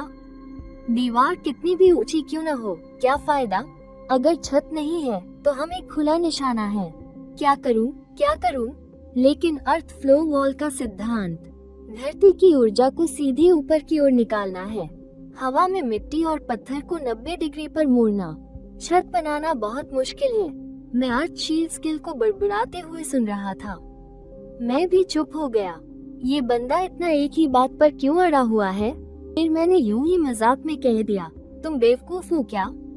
छत नहीं बना सकते तो सीधे जमीन के नीचे घुस जाओ। मेरे ये कहते ही अर्थशील स्किल अचानक सन्न रह गया, जैसे उसे कोई ज्ञान मिल गया हो। हाँ, अर्थशील स्किल के इस दीवानेपन को देखकर मेरा दिल एक पल को धक से रह गया। नहीं, छोटे अर्थ, शांत हो जाओ। मैंने तो बस यूं ही कह दिया था। हे भगवान, मालिक तो जीनियस हैं। अगर मैं जमीन के नीचे चला जाऊं तो मालिक को कौन चोट पहुंचा सकता है? डिंग, अर्थशील स्किल पागलों की तरह धरती की संरचना का विश्लेषण कर रहा है। ये देखकर मेरा सिर चकरा गया। मैं झटके से सीधा बैठ गया। छोटे अर्थ, मेरी बात सुनो।